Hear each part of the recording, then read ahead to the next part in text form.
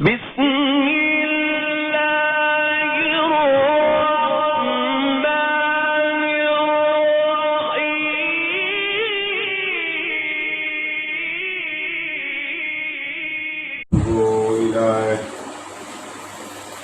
لا حول ولا قوة إلا بالله العلي العظيم أفوض أمري إلى الله إن الله بصير بالعباد رب اشرح لي صدري ويسر لي أمري واحلل عقدة من لساني يفقهوا قولي أعوذ بالله من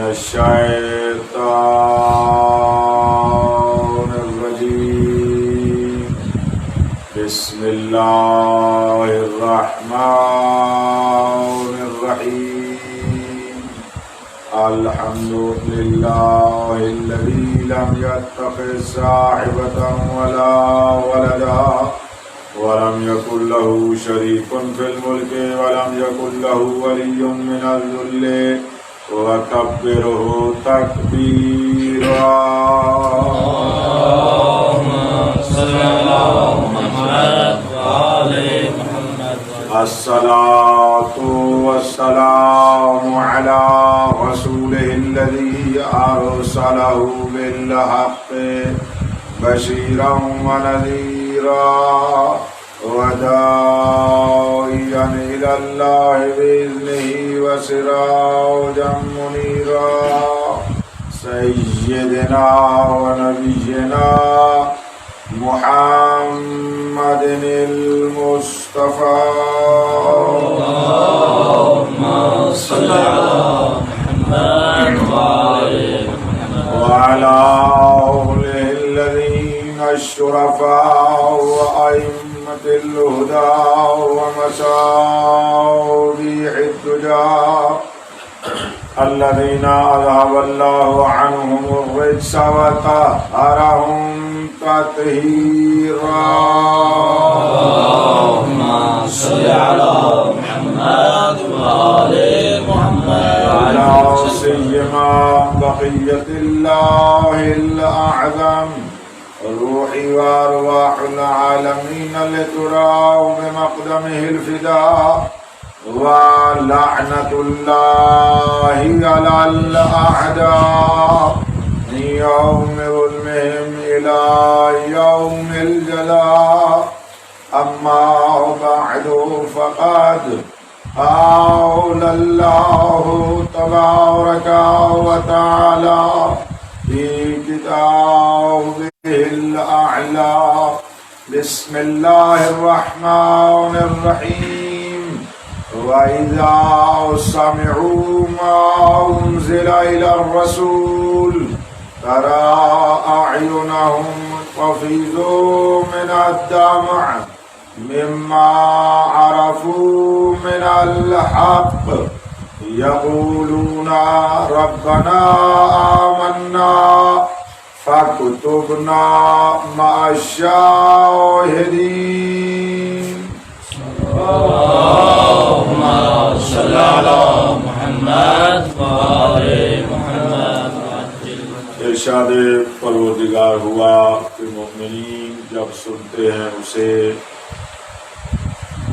کہ جسے رسول پر نازل کیا گیا تو میرے حبیب آپ ان کی آنکھوں کو دیکھتے ہیں کہ آنسو فیض بن کر ان کی آنکھوں سے جاری ہو کرتے ہیں اور وہ مومنین رو کر کہتے ہیں پروردگارا ہم ایمان لائے بس تو ہمیں لکھ دے اس اپنی کتاب میں جہاں پر آپ نے شاہدین کو مکتوب فرمایا ہے ہمیں ان شاہدین کے ساتھ مکتوب فرمایا۔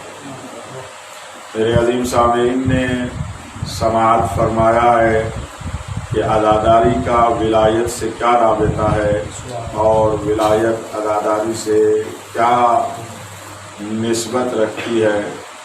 ابھی تک آپ نے سماعت فرمایا کہ ولایت منشا ہے عزاداری کا، غصب ولایت وہ ظلم ہے، وہ مصیبت عظمیٰ ہے کہ نہ اسے اللہ معاف کرتا ہے، اور یہ وہ دکھ ہے جو تمام انبیاء کو دکھ ہے، پیغمبر اسلام کو اس کا دکھ ہے، اور تمام پاک معصومین علیہم السلام کو اس حق ولایت عظمیٰ اور امامت الہیہ کے غصب ہونے کا غم ہے، اور یہ وہ غم ہے کہ جو کوئی بھی الہی انسان فراموش نہیں کر سکتا، اور یہ دل اور قلب میں وجود کا حصہ بن چکا ہے پاکان کا اور معصومین کا۔ اور اسی طرح جو ان کے چاہنے والے ہیں، جو جتنا ان کے ساتھ قرب ایمانی رکھتے ہیں، قرب معرفتی رکھتے ہیں، ان کے دل بھی اتنے ہی اس حق کے غصب ہونے پر غمگین ہیں۔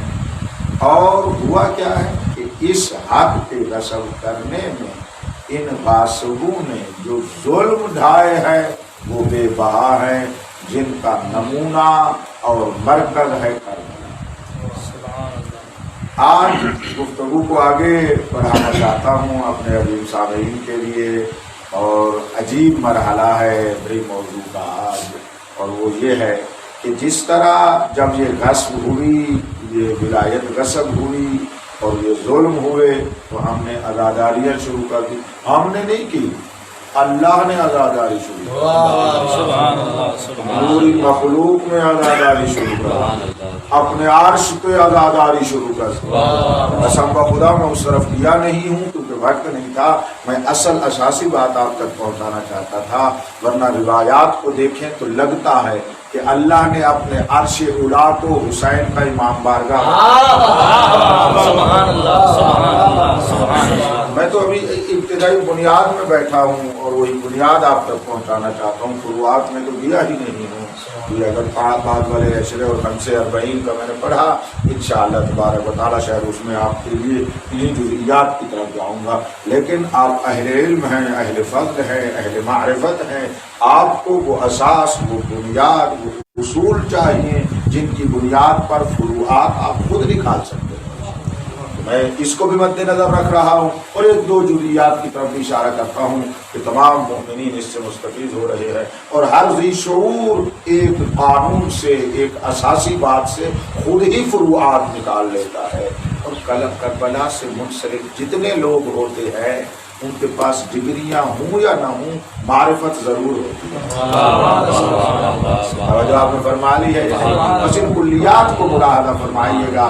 اللہ نے اس حق کے غصب ہونے پر عزاداری کی اپنے عرش اولا پر، ہر نبی کو بتایا یہ میرا حق جو غصب ہوگا، اور اس کو بتایا کیا ہوگا۔ وہ نبی بھی روئے، عجیب نہیں؟ آپ یہ ساری باتیں آپ جانتے ہیں، میں کوئی نئی بات نہیں کر رہا کہ ہر نبی کو اللہ تبارک و تعالیٰ نے بیان فرمایا، اور واقعہ کربلا کو خصوصیت کے ساتھ بیان فرمایا، اور تمام انبیاء واقعہ کربلا کو سن کر روتے تھے، یعنی عزاداری کرتے تھے، اور یہ سلسلہ وہاں سے چلتا ہوا، یہ خدا کی طرف سے میں کہنا یہ چاہتا ہوں، وہاں سے یہ سلسلہ عزاداری شروع ہوا، اور ابھی تک، آج تک، اس وقت تک خدا نے ہم کو توفیق دی ہے۔ تو اپنی مجلس عزا کو بہت عظمت اللہ کرنے لگا ہوں، اپنی مجلس عزا کو اگر ہم تسبیح کے دانوں میں پروئیں، مجھے دیکھیے گا، اگر تسبیح کے دانوں میں پروئیں، مثال کے طور پر ایک تسبیح ہے، ایک دھاگا ہے جو خداوند متعال نے بنایا ہے، اور اس نے مجلس عزا، ہر ایک مجلس عزا کو اس تسبیح کا کیا قرار دیا ہے؟ دانہ قرار دیا ہے۔ تو اس کی پہلی مجلس اور اس کا پہلا دانہ، مجلس عزا والی تسبیح کا پہلا دانہ خود اللہ نے بپا کر کے بنایا۔ اتنے مقدر کے سکندر ہے کہ جہاں پر پہلی مجلس کا دانہ خود خدا نے اس دھاگے میں رکھا ہے وہاں ہم فقیر اس کے بندے گناہگار ناچار. اس نے ہمیں بھی توفیق دی ہے کہ ہم بھی اپنے زمانے میں بیٹھ کر ایک دانہ ہم بھی بنا لیں. وہ ہمیں نہیں اپنی رحمت کو دیکھ کر اسی تسبیح میں پرو دے گا. معرفت کو لے جاؤ بغیر ورنہ کہ جی میری مجلس ہے میں اس کے اوپر گفتگو کرتا ہوں مفصل میں نے آپ کو نتیجہ دے دیا آگے بڑھنا چاہتا ہوں. تو یہ اسی وقت سے عزاداری کہنا یہ چاہتا تھا کہ خدا سے عزاداری شروع ہو گئی. خداوند قدوس سے عزاداری شروع ہو گئی. انبیاء کے سامنے ملائکہ کے سامنے عرش کو کرسی کو لوح کو قلم کو نہیں غور فرمائے لوح کو قلم کو جب قلم کو بتایا کہ تو لکھ تو روایت میں امام صادق فرماتے ہیں فحزنا تو جناب قلم محزون ہوا جناب قلم غمگین ہوا. اسی غم کی وجہ سے اللہ نے اس کے نور میں اضافہ فرمایا. ہم نے کہاں عزاداری کو سمجھا ہے. میں تو آہستہ آہستہ دھیرے دھیرے ابتدائی باتیں آپ تک پہنچانا چاہتا ہوں کہ یہ پہنچ جائے اور یہ رابطہ سمجھ میں آ جائے. اور یہاں تک جو ہم پہنچ گئے کہ عزاداری وہاں سے پیدا ہوئی ہے. اب سوال ہے اکثر طور پر بھی کہ ارے اس عزاداری کا مقصد کیا ہے. آج علمی بات ہے اور ذہن خراب آپ روز ایسے ہوتی ہے تھوڑی سی دقیق ہے. میرے ساتھ توجہ دیکھتا ہوں کہ ان جزئیات کے علاوہ اس عالمانہ انداز میں اپنی سماعت کو باقی رکھے اور میں آپ کو ہدیہ محمد و آل محمد بلندتر صلوات.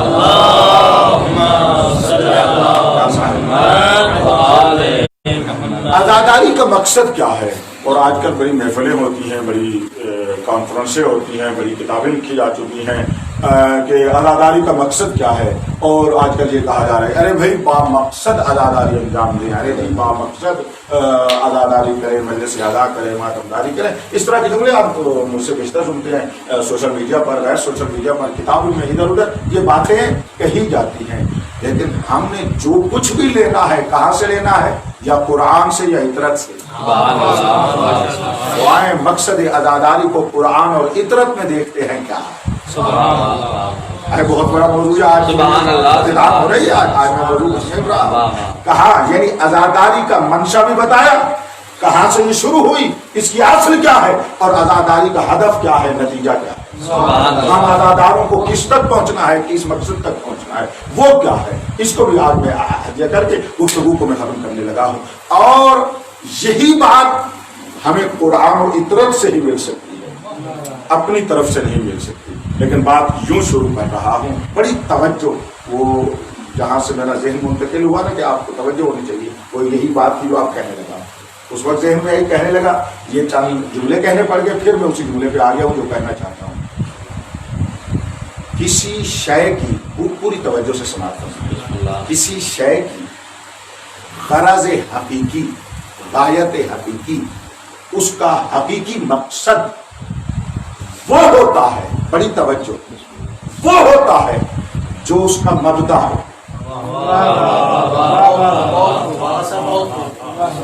دوسرا کہوں جو اس کی حرکت کا سبب ہو وہی حرکت کا نتیجہ ہوتا ہے. میں ایک دو مثالیں دیتا ہوں. آپ گھر تشریف فرماتے آپ کو کس چیز نے اٹھایا کہ آپ چلیں اور اس حسینیہ میں تشریف لے آتے ایک غرض تھی مجلس امام حسین سادہ کہوں یعنی مجلس امام حسین سماعت کرنے کے لیے اور مجلس حسین امام حسین علیہ السلام برپا کرنے کے لیے آپ نے یہ آپ کی غرض تھی. یہ غرض جب آپ گھر بیٹھے تھے آپ کی حرکت کا سبب بنا. کہہ رہا ہوں یہ آپ کی غرض وہاں سے حرکت کا سبب بنا اور جب آپ حرکت کر کے یہاں پر تشریف لائے اور مجلس عزا کو برپا کیا تو وہ غرض اس مجلس عزا آپ کے کام آپ کے فعل پر مترتب ہو جائے. یعنی جو موجب تھا آپ کے حرکت کرنے کا اور فعل کا وہی نتیجہ بن کے مترتب ہو گیا. بہت سادہ ہے. ہم تمام اپنے گھروں سے چلے ہیں یہاں کس کے لیے تحصیل علم کے لیے. یہ ایک بڑی سادی سی بات ہے فقط الفاظ کیونکہ کم بولے جاتے ہیں تو ذرا ذہن سے دور نظر آتے ہیں. ہم تمام تحصیل علم کے لیے آئے نا یہاں. تو تحصیل علم موجب بنا، سبب بنا ہمارا وہاں سے گھر سے چل کر حوضہ علمیہ میں آنے کا. وہ مجلس اعلیٰ کی مثال تھی، یہ اس کی مثال دے رہا. مومنین چلتے ہیں گھروں سے امام بارگاہ میں آتے ہیں، حسینیہ میں آتے ہیں کہ مجلس اعلیٰ میں آتے ہیں کہ مجلس اعلیٰ کو بپا کرے اور اس سے فائدہ حاصل کرے. ایسے ہی ہے نا، آپ چلے ہم چلے وہاں سے گھر سے حوضہ علمیہ میں تاکہ تحصیل علم کرے. یہ ہمارا آنے کا سبب تھا. جو آنے کا سبب تھا یہاں پر ہماری تحصیل کا نتیجہ، مطلوب، غرض اور غایت ہوتی ہے. جب ہم فعل انجام دیتے ہیں تو وہ جو علم ہمیں حاصل ہو جاتا ہے وہ کیا ہے؟ نتیجہ ہے. یعنی غرض پہلے فاعل کے فعل کا موجب بنتی ہے، اور جب وہ فاعل وہ فعل انجام دے جاتا ہے تو وہ غرض اس پر مترتب ہو جاتا ہے اور اس کو وہ آپ حاصل کر لیتے ہیں. پیاس لگی، آپ کو معلوم تھا وہاں پر پانی ہے، آپ نے پانی لینے کے لیے یہاں سے حرکت کی تو یہ پانی لینا آپ کے لیے موجب بنا. وہاں پر آپ گئے، وہاں سے پانی لیا، وہ چیز جس کو آپ چاہتے تھے وہ آپ کو حاصل ہو گئی، وہ پانی کا. اس طرح کی سینکڑوں مثالیں، یہ بات آپ ذہن میں رکھیے گا. ہم نے عزاداری کیوں انجام دی؟ بڑی توجہ، لطف آئے گا آپ کو اگر آپ عزاداری کیوں انجام دی. کیونکہ غصب ولایت ہوا ہے اور غصب ولایت پر بہت ساری ہستیوں کو ظلم کیا گیا ہے. تو ظلم کیا تو ہمیں دکھ ہوا، ہم غمگین ہوئے. یہ ہمارا دکھ آنسو بن کے جاری ہو پڑا. یہ کیوں جاری ہوا؟ کیوں؟ مما عرفوا من الحق، کیونکہ ہم معرفت حق پیدا کر چکے تھے اور معرفت حق کا اعلیٰ مصداق ہے ولایت الہیہ، جو ولایت ہے ائمہ خدا علیہ السلام کی، ولایت امیر المومنین جو ولایت پروردگار عالم ہے. تو یہ ولایت جو ہے، جو ہمارے لیے اس کا غصب ہونا موجب بنا کہ ہم غمگین ہوں. اور یہی معرفت حق تھی، بڑی توجہ کریں، یہی معرفت حق تھی. تو ہم رو اس لیے رہے ہیں کہ یہ ولایت جس کا حق تھا یہ اس کے پاس نہیں ہے، یہ اس کے پاس نہیں ہے. اب ہم معرفت حق یعنی ولایت، پھر اس کا غصب ہونا، یہ موجب بنتا ہے کہ ہم روئیں. اب جو روئے فقط رونا نہیں ہے، اس رونے میں اس سے پہلے دیکھیں گے کہ ہم رو کیوں رہے ہیں. جو چیز ہماری عزاداری کا موجب بنی ہے وہ کیا ہے؟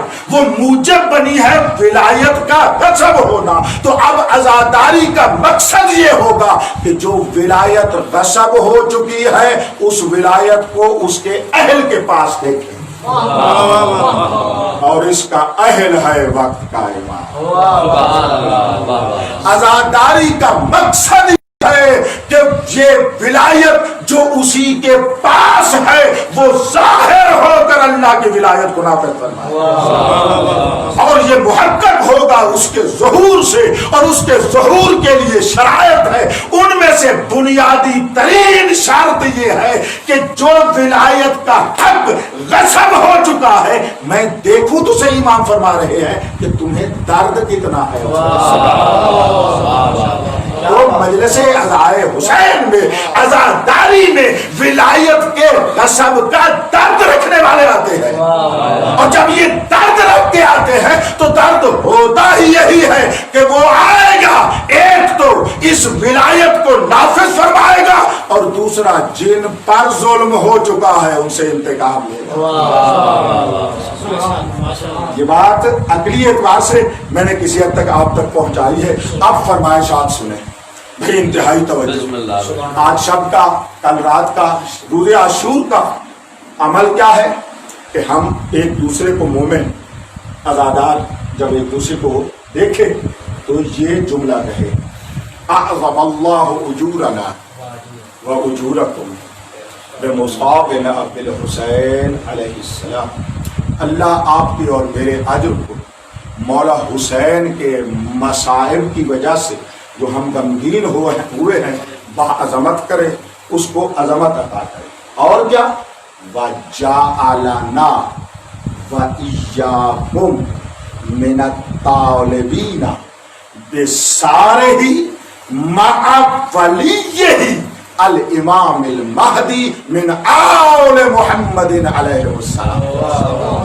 قسم بخدا یہ دعا کر رہی ہے، ایک دوسرے کو دیکھ کر یہ کہنا ہے، اور خدا ہمیں اور آپ کو قرار دے، جعلنا وإیاکم، ہمیں اور آپ کو قرار دے کیا؟ من الطالبین، ان میں سے جو طلب کرنے والے ہیں، جو انتقام لینے والے ہیں، جو خون کا بدلہ لینے والے، بے سارے ہی اس مظلوم کے خون کا جو مہم نکتہ ہے نا وہ یہ ہے، ہم خود جا کر بدلہ لے، نانا مع ولیہ ہی، اس کے ساتھ جو اس ناحق خون کا ولی ہے. ایک اور نہیں فرمایا آپ نے، جو اس ناحق خون کا ولی ہے وہ ہے کون؟ آگے فرما دیا الامام المہدی من آل محمد. قسم بخدا یہ پورا قانون ہے. وہ کون ہے؟ ایک تو امام ہے، دوسرا اس کا نام مہدی ہے. وہ کوئی ہو سکتا ہے، فوراً فرمایا من آل محمد، وہ ہے جو آل محمد میں سے، جو آیت تطہیر والا ہوگا، جو آیت مباہلہ کے جانے والوں کا وارث ہوگا، وہ جو عصمت کبریٰ رکھتا ہوگا، وہ جو علم الہی رکھتا ہوگا، وہ جو علم اللہ ہوگا، وہ جو قدرت اللہ ہوگا، وہی اس کی ولایت ہوگی جو امیر المومنین کی ولایت تھی. وہی تو ولایت ہے جس کا غدیر میں اعلان ہوا تو پیغمبر نے جس طرح علی مولا کا نام لیا، آخری کا نام لے کر بھی کہا الاؤ انا منا خاتم الائمہ المہدی. یاد رکھو ہم میں سے ہی ہے وہ آخری امام خاتم الائمہ جو مہدی ہے. یہ غدیر میں اعلان ہوا، یہ من تو مولا کے ساتھ، من کن تو مولا کے ساتھ اعلان ہوا. تو اب یہ ہم جائے، اور اس سے بڑی دلیل کیا ہے؟ آپ کو دلیل زیارت عاشور الحمدللہ پڑھتے، کل تو حتمن پڑھیں گے. تو 2 مرتبہ زیارت عاشور میں یہ کیوں آیا ہے؟ 1 مرتبہ بھی نہیں، 2 مرتبہ آیا ہے کہ تم یہ دعا مانگو. زیارت عاشور میں سلام دینے کے بعد یہ دعا مانگو، اسألک این یرزقنی. اوئے ہوئے علماء ذرا غور، کیا کیا رزق ہمیں دیے جا رہے ہیں. ہم فقط رزق اس کھانے اور پینے کو سمجھا ہوا ہے. رزق کون سا مانگنا ہے؟ زیارت عاشور میں جس رزق کے مانگنے کا حکم ہے اور دعا کا حکم یہ ہے، ہم خدا بند متعال سے سوال کریں این یرزقنی، ان مجھے یہ رزق عطا فرما، یہ روزی عطا فرما کہ ان اکونا من الطالبین بسارہ مع ولیہ المنصور، کہ مجھے یہ رزق دے میں حسین کے خون کے بدلے لینے والے میں سے ہو جاؤں، وہ بھی تنہا نہیں، اس کے ولی کے ساتھ جس کی تیری طرف سے اس پر نصرت ہو. اور این یرزقنی دونوں مقام پر ہے، این یرزقنی. تو رزق یہ لینا ہے. بس ایک تو بات یہ ہے، توجہ کیجئے گا، یہ پیغام لے جائیں آپ. ایک، ہم نے ہر عزاداری میں، ہر مجلس اذان میں، ہر رونے میں اپنے مقصد کو یاد رکھنا ہے. اور مقصد یہ ہے کہ ہم اس مظلوم کے خون کے طلبگار ہوں، انتقام لینے والے ہوں، بدلہ لینے والے ہوں. اور دوسری بات یہ ہے فقط بدلہ لینے والے تنہا نہیں، ولی خون کے ساتھ. یہ لطف والا جملہ ہے، مجھے بڑا مزہ دیتا ہے. مع ولی ہی، ان کی ضمیر وہاں سارے ہی کی طرف جا رہی، یعنی خون کی طرف جا رہی، یعنی ولی خون. عموماً آپ کہتے ہیں نا کوئی کسی کا قتل ہو جائے تو جو اس کے وارث ہوتے ہیں وہ کون ہوتے ہیں؟ ولی خون ہوتے ہیں. وہ خون کے فقہ میں بھی ہے ولی الدم، خون کا ولی. ارے بھائی میرے مولا حسین کے خون کا ولی میرا حجت دوران، انتقام لینا ہے لیکن مولا تنہا نہیں، تیری امامت میں لینا ہے. میں یہاں سے ایک بات کا نتیجہ لینا چاہتا ہوں. لہذا اس کے ظہور سے پہلے जो भी हम करेंगे वो हुसैन के खून का बदला नहीं हो सकता। मैंने जल्दी जुमला कह दिया है भाई, आपने तो बोला मौला हुसैन के खून का बदला फकत उसका वली ले सकता है। उसके वली के साथ होंगे तब उसके खून का इंतकाम लिया जा सकता है। बस उसके ज़ुहूर से पहले मुमकिन है कोई अच्छा अमल हो, उसके वली के साथ, इमाम के साथ हुसैन मौला के खून का बदला नहीं लिया जा रहा। यानी उसके खून का बदला अगर लिया जा सकता है तो मौला के साथ। हाँ, उस इंतकाम के लिए तैयारी जो करनी है वो क्या है, उसका अजीम तरीन मिस्ताक यही अज़ादारी। कहना ये चाहता था, ये अज़ादारी हमें तैयार करती है कि हम उसके इंतकाम लेने के लिए तैयार हो जाएं।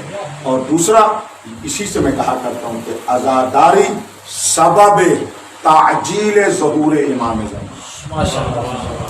जब पूरी दुनिया में मुंतकिल हो गया हूं अपने नतीजे की तरफ, जब पूरी दुनिया हर कल्ब अपनी हर धड़कन में ये मांगेगा कि कहाँ है हुसैन के खून का बदला लेने वाला, ठीक है। और दुआए नुदबा में हम चौथी दलील दे रहा हूं, दुआए नुदबा में हम क्या कहते हैं, ऐन तालिबु बिदमिल मक़तूल करबला, है मक़तूल करबला के खून का तलबगार इमाम कहा है। यार हम तलबगार वो है, हम इस काबिल बन जाए कि वो हमें अपने साथ ले ले। और कैसे साथ लेगा, तवज्जो, कैसे साथ लेगा, तब साथ लेगा जो कुछ वो ज़ुहूर से पहले कर रहा है हम भी वही करें। और वो ज़ुहूर से पहले मुसलसल रो रहे हैं, मुसलसल अज़ादारी कर रहे हैं, बस हम जितनी अज़ादारी करेंगे मौला के उतने बड़े सिपाही बनते रहेंगे। अल्हम्दुलिल्लाह रब्बिल आलमीन। मैं अपने ताई मुतमईन हो गया हूं कि जो मुझे चाहिए था वो मैंने हदिया कर दिया, और मुझे यकीन है मेरे मोहतरम सामीईन ने इसको समाअत फरमा लिया है। और मैं आज हैरान था, बार बार पहले भी पढ़ा था, आज फिर मैं बार बार हत्ता एक मरतबा ऊपर आऊं, फिर मैं अपनी किताब खाने में गया, शब आशूर जो वो खालिस खुलस बच गए ना, उनके साथ जो मेरे मौला ने बातें की हैं, आखिरी बात ये थी, पहले इससे पहले सेकंड लास्ट बात मेरे मौला की ये थी कि तुम जितने बच गए हो ना, कल सब शहीद हो, कोई नहीं बचेगा तुम से। और जब ये उन्होंने सुना तो खुशी की लहर उनके चेहरे क्यों, क्योंकि इमाम के साथ थे ना, इमाम के साथ थे, खुशी की लहर आई, ठीक है। आखिरी बात मेरे मौला ने फरमाई, और देखो तुम्हारा और मेरा इंतकाम लेने वाला, वहां पर भी मेरे मौला ने लफ्ज वली इस्तेमाल किया। फरमाते हैं, इसको अजीजान अगर देखना चाहते हैं, दम-ए-दस्त किताब है जनाब मोहम्मदी इश्तिहारदी, मोहम्मदी इश्तिहारदी, क्या में सोगनामा उस किताब में शब आशूर के हालात में उन्होंने तीसरा वाक़या लिखा है, जाकर मुलाज़ा फरमाइएगा, मैं आपको हदिया कर रहा हूँ। मेरे मौला ये इरशाद फरमा रहे हैं, तवज्जो आपने फरमाई है कि मेरे और आपके खून का वली आएगा और वो इंतकाम लेगा, तवज्जो कीजिएगा, और हम भी उस वक्त आएंगे इन कातलों से बदले लेंगे। नहीं, थोड़े मामू ने समझा है मेरी बात यार, अजमत इमाम ज़मा हमने समझी ही नहीं है। इमाम हुसैन अलैहिस्सलातु वस्सलाम फरमा रहे हैं वो आएंगे, हम उठकर उनके साथ अपने कातलों से बदले लेंगे। यानी इमाम हुसैन अलैहिस्सलाम भी इमाम ज़मा के साथ उनसे बदला लेगा। मौला मेरे में तो ताकत ही मैंने हदिया कर दी, ताकत जिस्मानी मुराद नहीं है, एक ताकत रूहानी के तौर पर जो बात आप तक पहुंचा सकता था मैंने पहुंचा दी है। अब तो समझे वो हुज्जत दौरान कौन है और उस तक पहुंचने का। अच्छा, वो आएगा। इतने में एक बंदा साहिल उठ पड़ा असाब में से, कहा मौला वो कौन है? अच्छी जुमला ये है, इमाम फरमाते हैं मेरे बेटे बाकिर का 7واں بیٹا. امام باقر کا نام لیا. امام باقر اس کربلا میں کتنے سال کے تھے؟ 4 سال کے تھے سارے نا, 4 سال کے تھے نا. امام زین العابدین کا نام نہیں لیا, امام باقر, تاکہ یہ ان کو بتا دے یہ جو ہمارے ساتھ بچہ آیا ہوا ہے اسے بچہ نہیں سمجھنا, یہ بھی امام. کیا بات ہے, کیا لطف ہے. میرے مولا فرمائے اس میں سے جو 7واں اس کا بیٹا آئے گا وہ ہمارا بیٹا, وہ آئے گا. تو تمام نے خوشی کا اظہار کیا. میں کہنا یہ چاہتا ہوں کربلا والے مجھے دیکھو, کربلا والے اس انتظار میں سوئے ہوئے ہیں کہ کب وہ ظہور فرمائے گا, ہم کربلا سے اٹھ کر قاتلوں سے بدل دیں. او میرا مولا تیری عزت پہ قربان جاؤ, کون کون تیری انتظار کر رہے ہیں. تو بس عزاداری ایک عزاداری کا منبع بھی ولایت اور عزاداری کا مقصد بھی ولایت, یعنی جسے اس عزاداری سے پہلے غصب کیا گیا تھا اسی ولایت کو صاحب ولایت کے ساتھ دیکھنا چاہتے ہیں. بس عزاداری کا مقام سمجھ آیا کہ ادھر بھی ولایت, ادھر بھی ولایت, ادھر بھی ولی اللہ, ادھر بھی ولی اللہ, درمیان میں ہے ہم عزادار. اگر معرفت ولایت پر عزاداری کریں گے تو ولی اللہ العظم کے قدموں میں پہنچ جائیں گے. سبحان اللہ. برہان قوی عظیمیہ سے علائم پیش کر رہا ہوں. اسی وجہ سے میں نے اپنے اس مطلب کو باقی رکھا ہے. جزیات کو اب آپ خود جا سکتے ہیں. کتنا میرا عظیم مولا ہے کہ کربلا والے شہیدوں نے مجھے دیکھو اس لیے قبول کی شہادت کہ وہ آئے گا ہمارا انتقام لے. کیا جامع امام حسین نے فرمایا نا وہ آئے گا تو تمام خوش ہوئے, یعنی اس اطمینان پر گئے کوئی آئے گا منتقم. میرا مولا تو کتنا عظیم ہے. کربلا کا ہر شہید کربلا سے تجھے بلا رہا ہے, یا ولی اللہ العظم عجل علی ظہورہ. وہ بھی یہی کہہ رہے ہیں اور وہ بھی یہی کہہ رہے ہیں اللہم عجل فی فرج مولانا صاحب الزمان. وہ بھی یہی کہہ رہے ہیں. امام زمانہ بلند صلوات محمد وآل محمد. دیکھیں قد کا عمل یہی, زیارت عاشور میں دعا یہی, امام حسین علیہ السلام کی آخری کلام اپنے صحابیوں سے یہی, دعائے ندبہ کا نچوڑ یہی. اور روتے ہی ہم اس لیے ہیں کہ وہ کہاں ہے جس نے انتقام لینا ہے. وہ یہی تو رو گئے ہوتے ہیں نا, وہ کہاں گئے کہ جس نے آ کر انتقام لینا ہے. تو ساری بات تو مقصد عزاداری یہ ہے کہ صاحب ولایت میرا مولا ظہور فرمائے. یہ ہے مقصد عزاداری. اجازت ہے بس میرا موضوع ختم ہو گیا الحمدللہ رب العالمین. موضوع یہ تھا کہ ولایت کا عزاداری سے کیا رابطہ ہے, عزاداری کا ولایت سے کیا رابطہ ہے. نتیجہ یہ نکلا عزاداری غصب ولایت کی بنیاد پر ہوئی اور اسی غصب ولایت کی بنیاد پر ہمارا رونا غمگین ہونا ہے کرنا سبب بنتا ہے. غرض یہ ہے کہ وہ صاحب ولایت پھر ظہور فرمائے, وہ اسی کی وجہ سے غیبت میں ہے. تو مقصد عزاداری یہ ہے. اب اس کے علاوہ جو بھی مقصد بتایا جائے گا یا تو وہ حقیقی, میری باتیں یاد رکھو, یا حقیقی مقصد نہیں ہوگا, اگر حقیقی ہو تو اس کے ماتحت ہوگا, وہ اس کے ضمن میں آئے گا, وہ اصل نہیں ہوگا, وہ واقعیت نہیں ہوگا, مگر جب اس ظہور امام کے ماتحت آ جائے. تو اب میں جملہ نہ کہہ دوں تو عزاداری سے اس کا ظہور جب ہونا ہے تو سب سے بڑے عظیم بندے تو وہی ہیں جو سبب بنے کہ مولا کا ظہور نزدیک ہو جائے. کائنات میں جن لوگوں اور مومنوں کا عمل مولا کے ظہور کو نزدیک کرتا ہے وہ یہ عزادار ہیں اور ان کی عزاداری ہے. سبحان اللہ. یہ ہے محرم, یہ ہے عزاداری. عزاداری مقرب ظہور حجت دورہ, مقرب اور کیا आजादार को मौला का मवाली बना दे। आजादार को मौला के कदमों में पहुंचा देती है। ये कुछ इतना प्यारा लगता है आजादार। तवज्जो कीजिए कि मैं आप जुमला कहने लगा, हमें नहीं अल्लाह को। बड़ी तवज्जो कीजिएगा, ठीक है ठीक है। ये प्यारा लगता है अल्लाह को कि शेख जाफर शोस्तरी रहमतुल्लाह अलैह ने कल एक जुमला उनका सुना ना आपने, उसके बाद फरमाते हैं मजलिस अज़ाए इमाम हुसैन अलैहिस्सलाम किस अजमत की मालिक है। उनका जुमला है, वो कहते हैं मैंने रिवायात को निचोड़ा है तो ये निकला है। इरशाद फरमाते हैं अन्नहु मजलिस अज़ाए इमाम हुसैन अन्नहु मुसल्ला लिल्लाहि तबारक व तआला। ये मजलिस अज़ाए इमाम हुसैन अलैहिस्सलाम अल्लाह का मुसल्ला बन जाता है।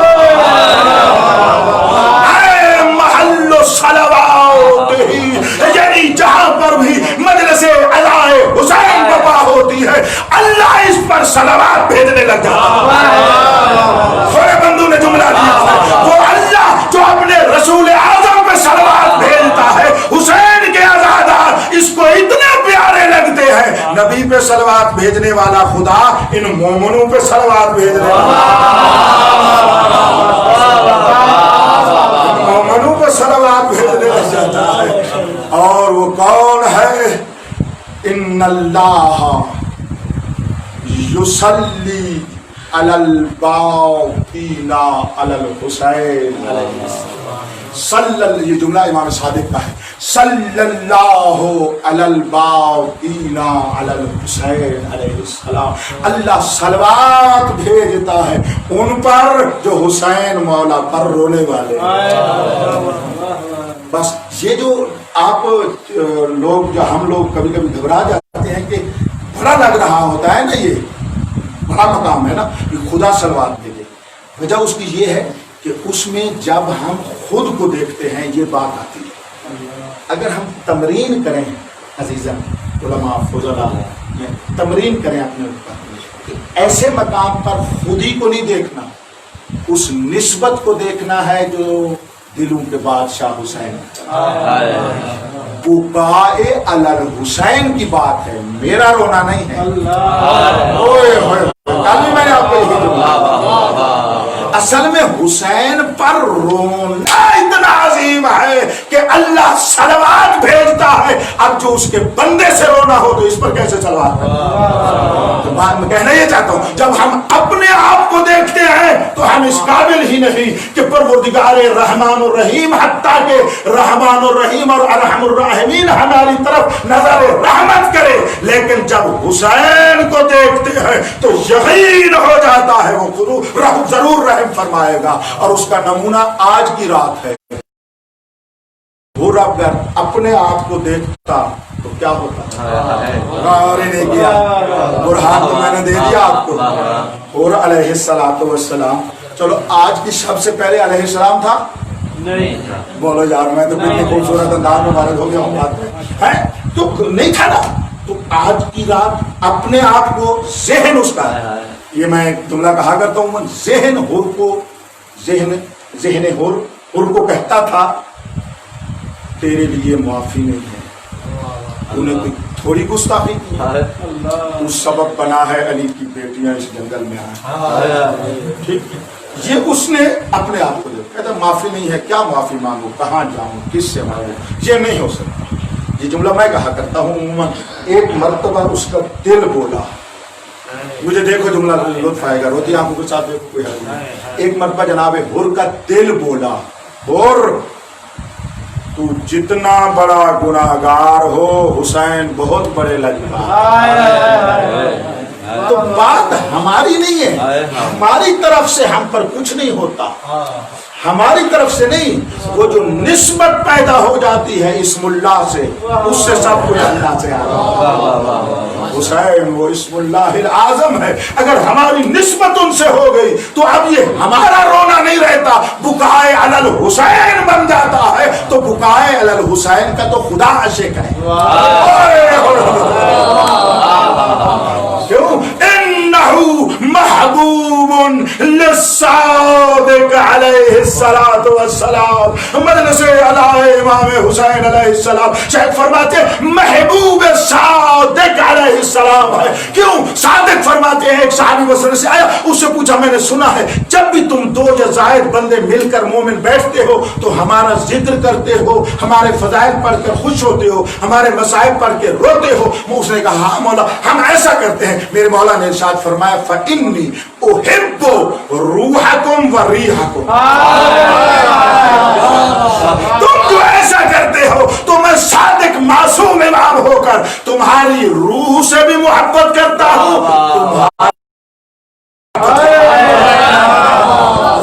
اللہ پاک کی قسم ماتمی کے پسینے سے کسی کو بو آتی رہے فرشتے خوشبو بنا کے لے جاتے ہیں۔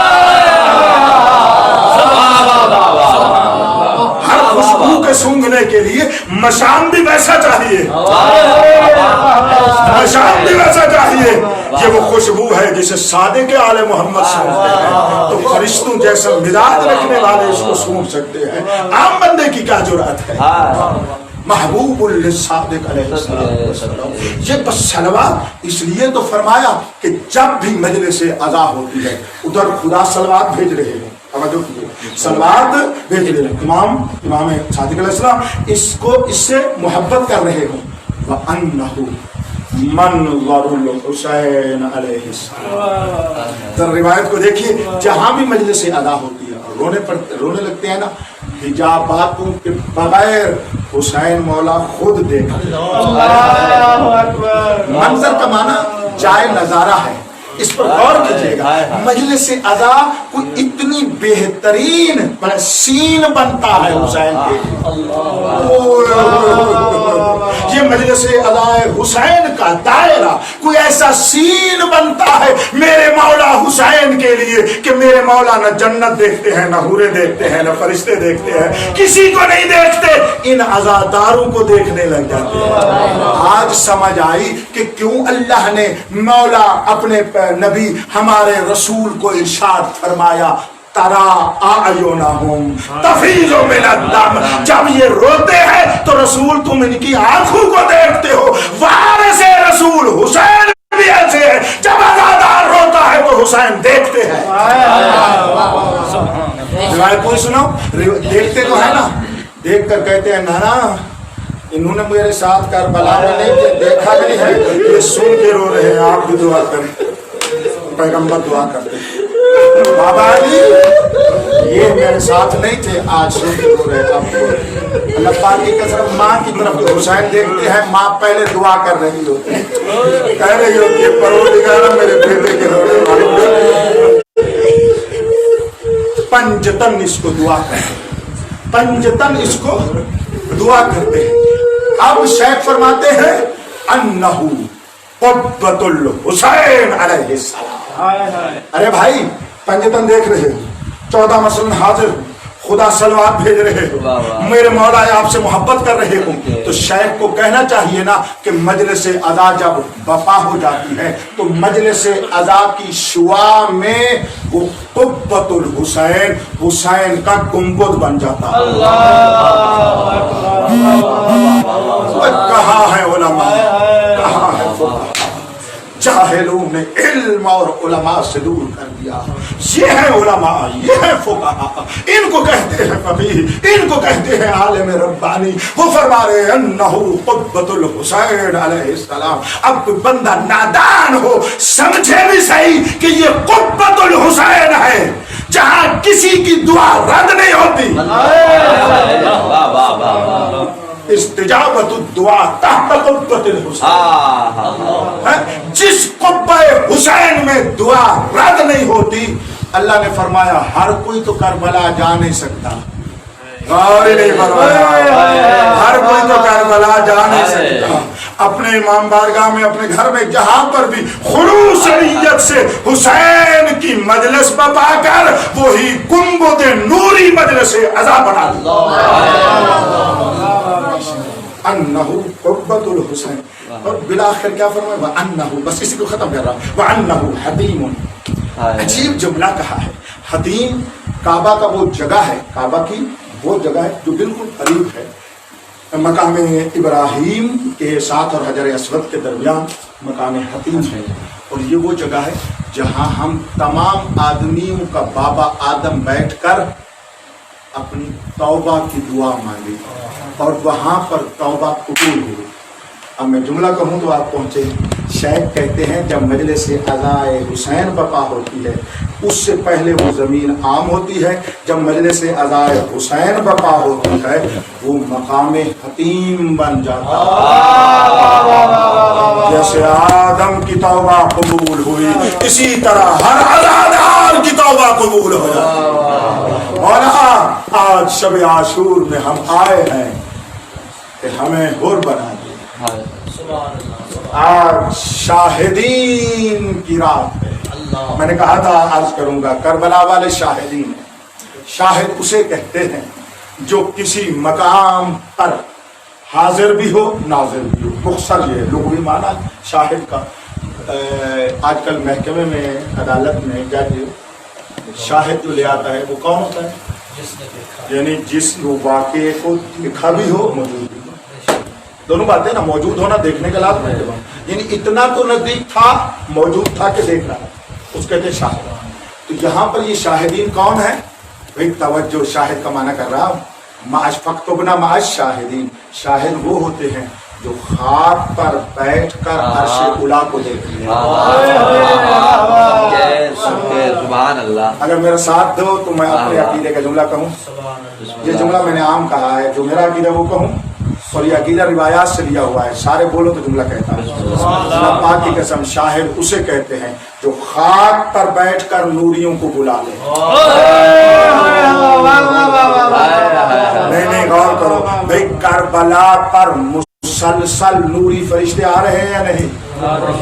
ینزل فوج و یصعد فوج، ایک قافلہ جاتا ہے دوسرا آتا ہے، مسلسل یہ تانا بانا لگا ہوا ہے، مختلف الملائکہ، یہ فرشتوں کا آنا جانا ہے۔ تو خاک ہے نا، اور وہ حسینی ہے نا، میں توجہ چاہ رہا ہوں، وہ حسینی ہے نا، کربلا والے ہیں نا، انہوں نے خاک پر، شاہد یہ ہے خاک پر بیٹھ کر نوریوں کو بلا لیا۔ مجھے عظمت حسین کی قسم، مولا فرماتے ہیں جب بھی مجلس عزائے حسین ہوتی ہے اسی خاک پر فرشتے وہاں سے آ جاتے ہیں، اور جب واپس جانے لگتے ہیں اللہ ان کے تبرک میں ان کو ایسی خوشبو دیتا ہے کہ جب وہ ملکوت اعلیٰ پہ جاتے ہیں دوسرے فرشتے جو یہاں اس مجلس میں نہیں آئے ہوتے ان کے وجود سے خوشبو کو احساس کرتے، کہتے ہیں یار تم تو ہمارے ساتھ بیٹھنے والے تھے، یہ خوشبو کہاں سے آئی؟ تو وہ بڑے فخر سے کہتے ہیں خاک زمین پر مجلس عزائے حسین بپا تھی، ہم وہاں جا کر بیٹھے، جب واپس آئے ہیں تو اللہ نے مجلس حسین کا تبرک عطا کیا۔ پوری زندگی یہ حدیث سنی، پوری زندگی یہ حدیث پڑھی، نہ درایت کی نہ سمجھا کہ کہنا کیا چاہتے ہیں میرے مولا۔ یعنی یہ وہ لوگ ہیں جو خاک پر بیٹھ کر نوریوں کو بلانے والے، جیسے وہ کربلا والے ہیں، ان کربلا کا ذکر منانے والے عزادار بھی اسی مقام پہ پہنچ جاتے ہیں۔ اچھا وہ فرشتے کہتے ہیں یار اب ہم بھی جاتے ہیں اس مجلس میں، چلو جلدی وہ فرشتے جو نہیں آئے ہوتے نا وہ کہتے ہیں ہم جاتے ہیں، وہ فرشتے جو یہاں آ کر چلے گئے ہوتے ہیں وہ کہتے ہیں ارے بھائی مجلس تمام ہو گئی، پڑھنے والے چلے گئے، سننے والے چلے گئے، فرش اعلیٰ لپیٹ دیا گیا۔ یہ ہوتی ہے معرفت ملکوتی۔ بھائی یہ معرفت ملکوتی دیکھیں، فرشتوں کی معرفت ہے، وہ چلے گئے ہیں نا، وہ زمین تو نہیں اٹھ گئی۔ اس بات کے اوپر وہ کہتے ہیں وہ زمین تو نہیں اٹھ گئی، وہ کہتے ہیں نہیں، وہ کہتے ہیں وہ ہم بھی جائیں گے، اسی خاک پر بیٹھیں گے جہاں عزادار بیٹھتے ہیں۔ وہ آ کر اس خاک پر بیٹھتے ہیں، جب بیٹھ کر حسین کا ذکر کر کے یہاں سے جانے لگتے ہیں اللہ ان کو بھی پھر وہی خوشبو دیتا ہے۔ اب آپ نے یہاں پر کتنے معارف ہیں، میں بڑی جلدی آپ کو ہدیہ دے رہا ہوں۔ ایک تو بات یہ ہے کہ جب مجلس ہو رہی ہے فرشتے آتے ہیں خوشبو لے جاتے ہیں، بس خاکی نوریوں کو بلا رہے ہیں۔ دوسرا ادامہ ہے جہاں پر مجلس عزا ہو جائے، اب چلو میں اس کا وقت نہیں بیان کرتا، کافی دیر تک وہ اس قابل رہتی ہے کہ گناہگار بندے تو اپنے مقام پر، معصوم فرشتے بھی یہاں سے مراتب لے جائیں۔ یہاں سے اسی وجہ سے میں نے دیکھا ہے فقہا کو اسی قم المقدس میں، میں نے دیکھا ہے اہل دل کو اسی قم المقدس میں. ایک گھر ہے یہاں پر اسی پچھلے محلے میں، ایک گھر ہے وہاں پر 200 سال سے مجلس ادا ہو رہی ہے، اور وہ امام بارگاہ ابھی تک اس طرح امام بارگاہ نہیں بنا، ویسے ہی گھر ہی بنا ہوا ہے، نسل در نسل برقعی. آپ نام یاد کر لیں، جا کر دیکھ لیں. قسم بخدا علامہ طباطبائی وہ جب ایک بزرگ برقعی بزرگ تھے علامہ کے دور میں، وہ خود اپنے گھر میں خود مجلس پڑھتے تھے اور لوگ ان کو سننے آتے تھے. علامہ طباطبائی جب بدن مبارک میں ان کے راشا تھا، ہاتھ کانپ رہے ہوتے تھے، کسی کو ملتے نہیں تھے، کوئی گھر بھی آتا تھا تو نہیں ملتے تھے. زندگی کے تقریباً آخری 5 سال علامہ طباطبائی کے، لیکن ان کو دیکھا گیا عصا کے ساتھ کانپتے ہوئے جا رہے ہیں. علامہ آپ کہاں جا رہے ہیں؟ کہا برقعی کے گھر جا رہا ہوں. کسی کم مجلس سے ادائے. مجھے میرے استاد نے بتایا ہے کہ فرماتے تھے وہاں اس لیے جاتا ہوں کہ وہ مقتل ٹھیک پڑتا ہے،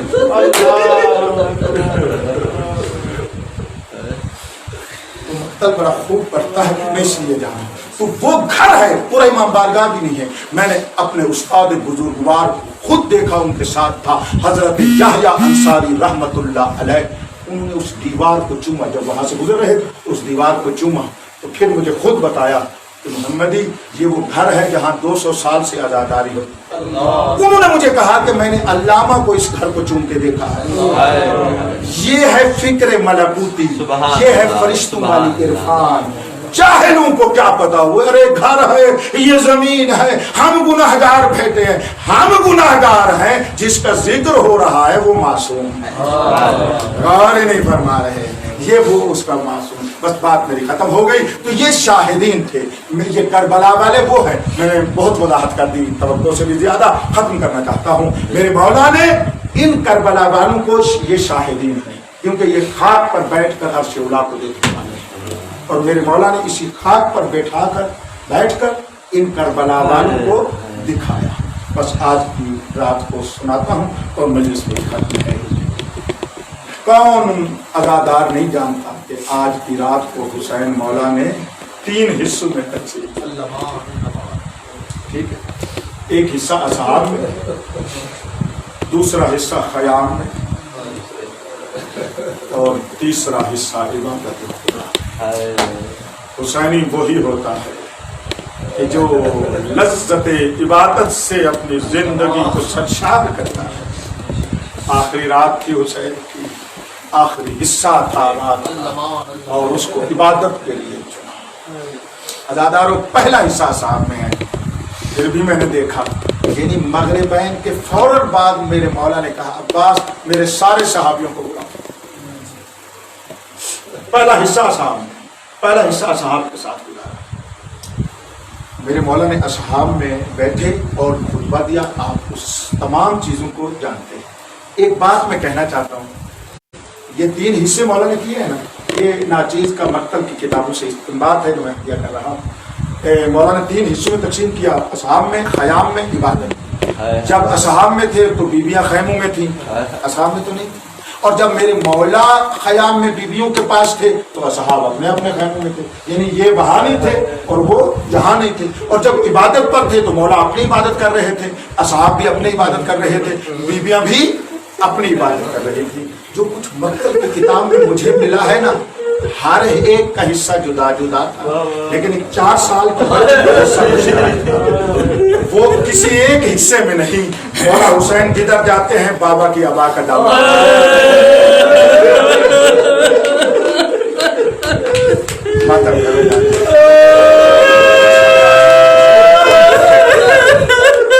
بابا کی ابا کا دامن پکڑے ہوئی تھی.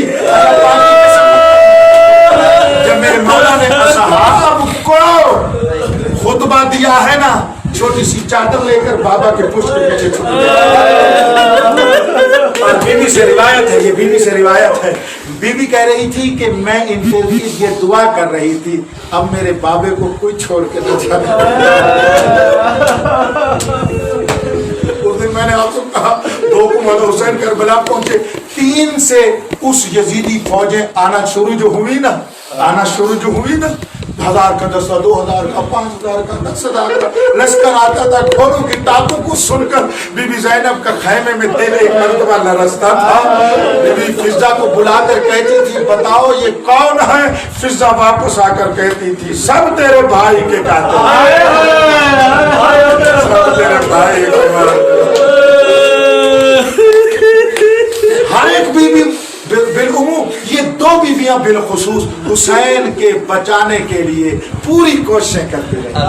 एक मेरे मौला हुसैन की बहन ज़ैनब, एक उसकी बेटी सकीना। चारे लगाती रही, अब बहन कहती रही भाई बच जाए, अब बेटी कहती रही बाबा बच जाए, अच्छा बीबियां कहती थी इमाम बच जाए, और बहुत कुछ इसके लिए तगोदो करती रही। जब मेरे मौला ने खुतबा दिया तो बीबी बैठी है कि कोई मेरे बाबा को छोड़कर न जाए। हुसैन मौला ने फरमाया, चले जाओ, कल मेरी आवाज न सुन सको। बदकिस्मत उठ के चले गए। और ये बीबी सकीना से रिवायत है, फरमाते हैं अशरतन व इशरीना व इशरीना, 10 होकर भी लोग चले गए, 20 होकर भी लोग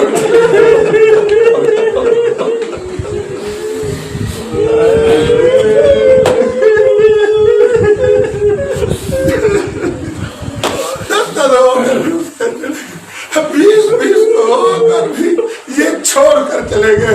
बच्ची देखती रही और रोती रही।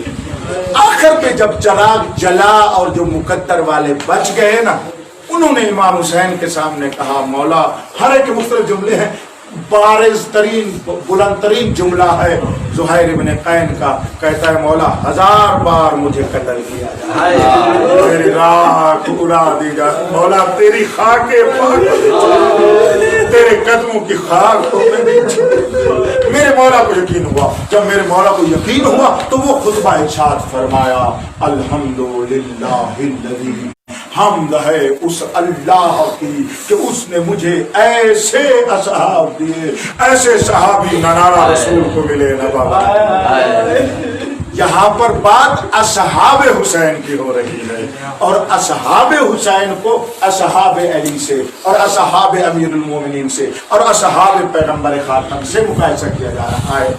इमाम हुसैन को पाक पैगंबर से मुकायसा नहीं किया जा रहा, असहाब को किया जा रहा है। और कौन नहीं जानता, हुसैन के करबलाई सहाबियों जैसा कोई सहाबी नहीं, कोई नहीं है। फरमाया, औफा इन्नी ला अअलमु मिनहुम औफा, हुसैन फरमाते मैं इनसे वफादार तर जानते ही नहीं। जो बच गए थे वो ये थे, और ये 72 थे। आपने मुझसे उधर सुना, बाद ने लिखा है 500 तक आए हैं करबला, और फिर जाते गए जितने भी आए हो। मैंने कहा आखिरी एक रिवायत है, मैं कोई नहीं कह रहा कि यकीनन इतने आए थे, एक नकल के मुताबिक 500 तक आए और फिर छोड़ना शुरू हो गए। आखिर पर ये 72 बच्चे जो शहीद हुए, ये खालिस थे, और बच्ची यहाँ पर बैठी रही। तमाम को मेरे मौला ने कहा तुम हो, और वो बातें जो मैंने आपको हदिया की हैं ये है। आखिर पर मेरे मौला ने फरमाया, आओ तुम्हें अर्श उला पर जन्नत में तुम्हारे मकाम दिखा। बस यहाँ पर एक और मसाहिब का जीना है, हदिया कर देता हूँ। ये मेरे मौला ने फरमाया, मुस्लिम में उसका ये आपका मकाम है, हबीब बिन मज़ाहिर ये आपका मकाम। अब एक जो देख रहा था तो बाकी भी उसको देख रहे थे, हर एक के मकाम को बाकी मसलन भी 72 में से हर एक बाकी जो था उसको देख रहा था। ऐसे देखते गए बिला तशबीह अपने अंदाज में आपको सुनाने लगा हूँ। एक मर्तबा 13 साल का कासिम जो अपने चचा के करीब बैठे थे, मेरा नाम भी है, हाँ बेटा तेरा मकाम है। यहाँ पर वो जुमला मशहूर है कि इमाम हुसैन ने पूछा, बेटा तेरे नजदीक मौत क्या है? तो शहजादा कासिम ने फरमाया, अर्ज़ किया, मौला अहला मिनल असल, ये शहद से भी मेरे लिए ज्यादा मीठी है। ये उस वक्त फरमाया। अपना मकाम भी देखा। अब जो आगे चले ना बिला तशबीह, एक मर्तबा देखा, किताब मेरे पास यहीं पर पड़ी है, मैं आपको दिखाऊंगा। अल्लाह पाक ने एक मर्तबा एक देखा, क्या देखा है? लिखा हुआ है, ये मकाम है अली इब्न हुसैन अल असगर, मेरे मौला अली असगर का मकाम। अल्लाह पाक की कसम 13 साल के यतीम ने यही देखा। सैयद व गैर सैयद एक मर्तबा कब कभी तारीफ हुई, दरपा जनाब कासिम चचा के कदम चूम के कहता है, बाकी तो सारे शहीद होंगे, मुझे समझ आ गई है। मैं तीर भी उठा सकता हूँ, जंग में जा भी सकता हूँ। चचा हुसैन है, अली असगर तो अभी है, चची रुबाब की गोद में है, वो तो जंग नहीं कर सकता। इसका मतलब ये जुमला है, इसका मतलब ये है ये शामी हमारे घर में आ जाएंगे। अल्लाह पाक की कसम, ये कासिम का कहना था। हुसैन ने बेटे को अपने गले लगाया और चूम कर कहा, अगर मैं कहता हूँ अभी ऐसा है कि गैरत से मर जाएगा, चूम कर कहते हैं वो नहीं आएंगे, मैं असगर को उठा के ले जाऊंगा, मैं खुद मैदान ले जाऊंगा। जनाब कासिम तेरा क्या हाल होगा हमें गरीबा को, जब जालिम खैबर में आ अभी भी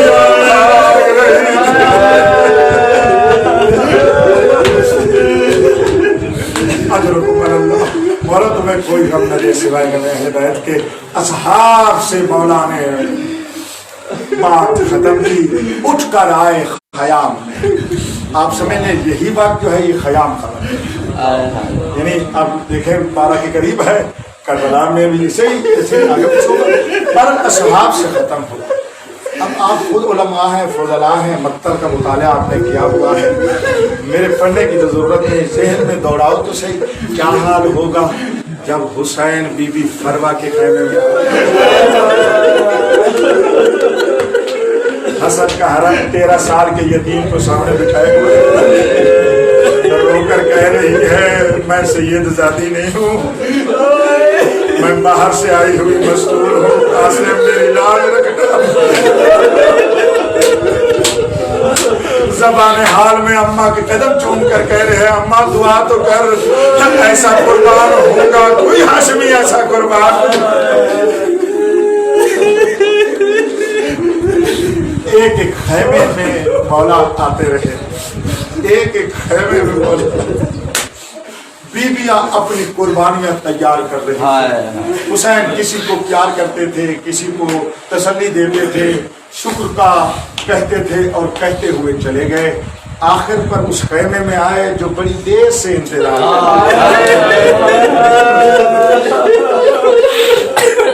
जो बड़ी देर से इंतजार।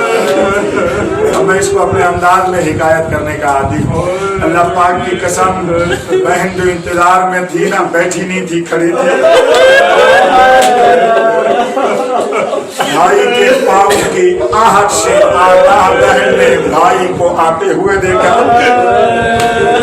माँ की चादर थी अपने सर पे की है, चादर ओढ़ कर ऐसे संभल कर खड़ी हो गई। इमाम सामने आए, सलाम करके कहती है अस्सलाम वालेकुम या बाब।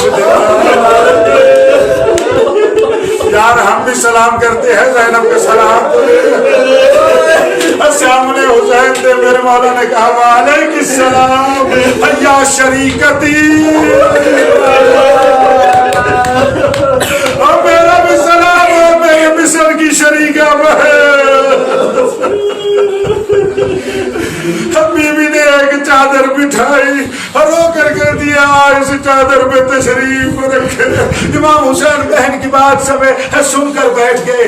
अब बहन भाई को देख रही है और भाई बहन को देख रहा है। बहन को भी इल्म है ये आखिरी रात है, ये चेहरा फिर मैं नहीं देखूंगी। भाई को भी इल्म है ये आखिरी आइंदा रात इस बहन को मैं नहीं देखूंगा।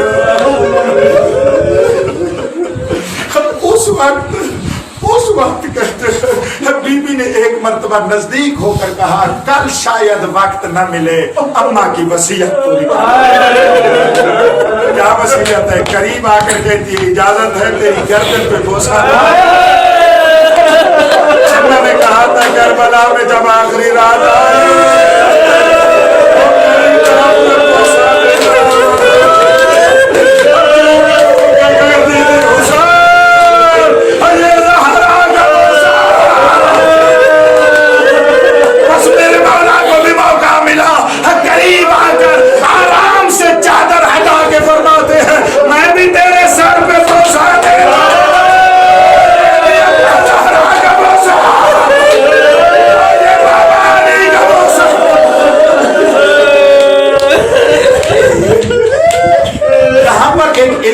کرنا چاہتا ہوں. بولیے آپ نے پھر بھی روئیں گے, اس بار میں بھی رو سکتے ہیں اہل علم اور اہل معرفت. میرے مولا یہاں پر ایک جملہ کہا بھی, یہ اکثر باقی جملے پڑھے جاتے ہیں, یہ جملہ نہیں پڑھا جاتا, مجھے بڑا افسوس ہوتا ہے, میں وہ جملہ پڑھنا چاہتا ہوں. میرے مولا فرمایا اختی, توجہ کیجئے گا, اختی انت حجاب ولدی الامام, میری بہن تو میرے بیٹے سجاد جو امام ہے نا اس کا حجاب ہے. کیا معنی؟ مولا آگے وضاحت ہے. میرے مولا فرماتے ہیں تو نے تمام علوم زین العابدین سے لینے ہیں, آگے اپنے نام سے پہنچانا ہے. اب میں حجاب کا کیسے معنی کروں تمہیں, آپ کا میں اس بات کو, وہ بات ہے جو میں خلوتوں میں روتا ہوں, آپ تک پہنچا رہا ہوں اس کو. حجاب میرے مولا نے کیوں کہا؟ فرمایا جو تو کہے گی نا دشمن سمجھے گا تو کہہ رہی ہے میرا امام بیٹا. نہیں, تھوڑے بندوں نے جو اس کو برداشت کیا ہے. اللہ پاک کی قسم, حسین مولا کے شہید ہونے کے بعد سے لے کر شام تک جو بھی امور امامت تھے بتاتے سجاد تھے زینب کو, لوگوں کو زینب بتاتے. اب سمجھ آئی ہے میں کیا کہنا چاہتا ہوں؟ اس عرصے میں بی بی اپنے امام سے علوم امامت لے کر آگے پہنچانے والی ہے, آگے تک دینے والی ہے. اور یہی عظمت ہے بی بی زینب کی, امام نہ ہو کر امور امامت انجام دینے, امام نہ ہو کر امور امامت انجام دینے والی. خیام سے اٹھے رونے والوں, بس آخری مرحلہ ہے, میں اسی کے اوپر ختم کرتا ہوں. یہاں پر دو روایتیں آپ کو سناتا ہوں, والا جملہ آپ کو عرض کرتا ہوں. جب یہ بات تھی نا, بی بی سکینہ نے آ کر بی بی زینب کو اصحاب والا حال سنایا کہ بہت سارے اٹھ کر چلے گئے. جب یہ کہا نا, اب مولا حسین کو بی بی زینب کہتی ہے حسین بھائی جو بچ گئے ہیں حل اس تعلمت منہم, آیا تو نے ان سے علم لے لیا ہے, یعنی امتحان لیا ہے, یہ تو تجھے نہیں چھوڑے گے. میرے مولا نے کہا جو بچ گئے ہیں یہ نہیں چھوڑیں گے, یہ مجھے نہیں چھوڑیں گے. یہ بات ہو رہی تھی ایک روایت میں بریر, ایک اور صحابی کا نام ہے, وہ کہتے ہیں خیموں کے باہر سے بی بی کی یہ آواز ہم نے سنی, چلتا ہوا دوڑتا ہوا جناب حبیب کے پاس آیا. حبیب علی کی بیٹی کو ہم پہ یقین ہے, حبیب علی کی بیٹی کو ہم پر یقین ہے. اللہ پاک کی قسم پورا تھا جناب حبیب ایک مرتبہ قیامت باندھ کے کھڑا ہو گیا. کہا اگر علی کی بیٹی کو یقین نہیں ہے آؤ میرے ساتھ چل تو یقین دلوا. انہوں نے کہا حبیب تو کہتا ہے. تمام اٹھ پڑے, تلواروں کو نیام سے نکالا, خیمہ بی بی زینب کے باہر کھڑے ہو کر اپنی تلواروں کو اپنی گردنوں پر رکھ کر کہتے ہیں علی کی بیٹی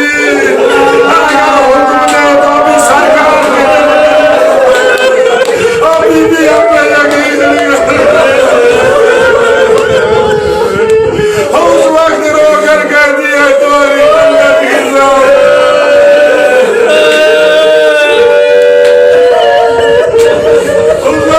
بتانے کے لیے بیوی کیا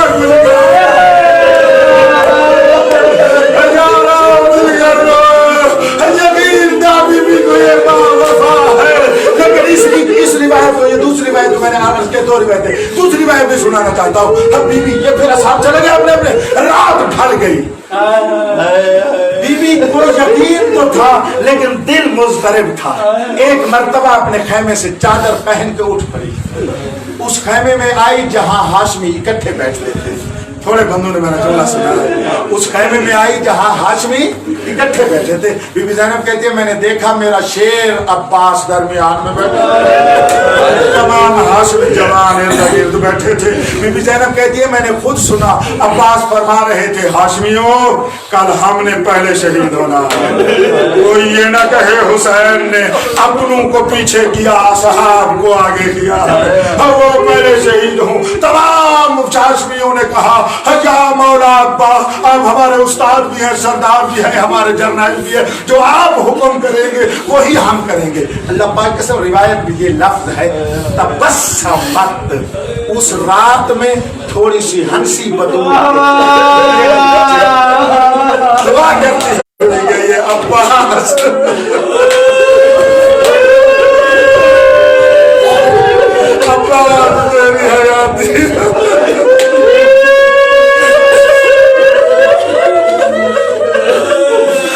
पाक की कसम, और फिर वहां से बीबी चल पड़ी। हम उस मकाम पे आए जहां असहाब इकट्ठे बैठते थे, वहां पर जनाबे हबीब बात कर रहे थे। असहाब कर रहे थे, सहाबियों कल हाशमियों से पहले हमने जाना है, वो खून है हम ना करें।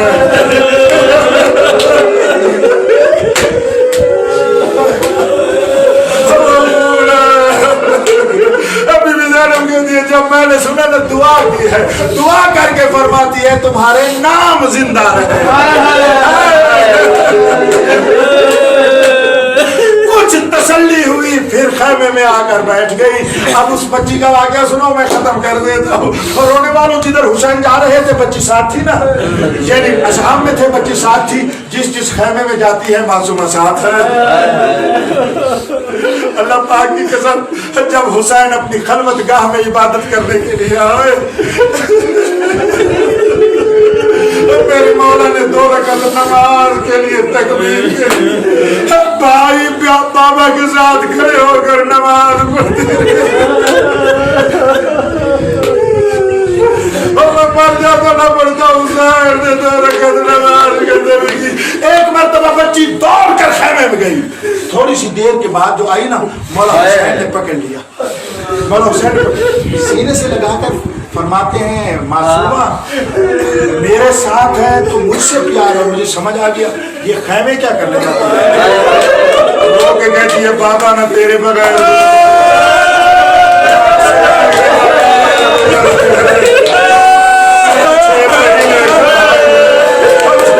सोया हुआ है,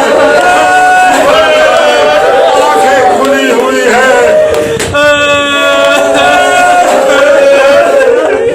आंखें खुली हुई है। मैं जो क्या कर देखती हूँ, बेज़बानी में कहता है सकीना पानी। मैं असगर को देखने जाती हूँ, मैं असगर को देखने जाती हूँ। रोने वालों फिर आए, मेरे मौला ने फिर नमाज शुरू की। अब जो नमाज शुरू की ना, बाप को सामने खड़े होकर के हुसैन ने रुकू किया, बच्ची बाबा का चेहरा देखा, तो हो नहीं, हुसैन ने सर सजदे में रखा, बच्ची ने रुखसारा मत सजदे में था। अल्लाह की कसम, हुसैन ने नमाज खत्म की, उठाकर सीने से लगाकर आज सो जा, कल तमाचे खा।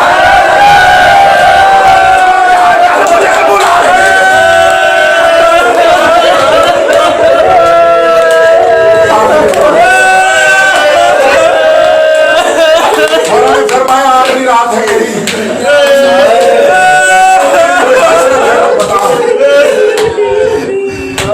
सोचो हुसैन की बेटी ने अपने बाबा से क्या मांगा, गले से लिपट कर कहती है कुछ नहीं मांगती, आखिरी रात है मुझे अपने सीने पर सोना।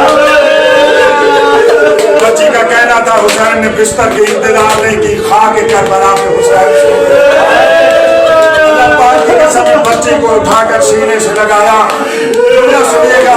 और मेरे मौला ने मुझसे मर्सिया पढ़ा, या सकीना तो फालमी मिलकिल बुकाए दहाली, और मेरी बेटी आज सो जा, कल मसाइब का तूफान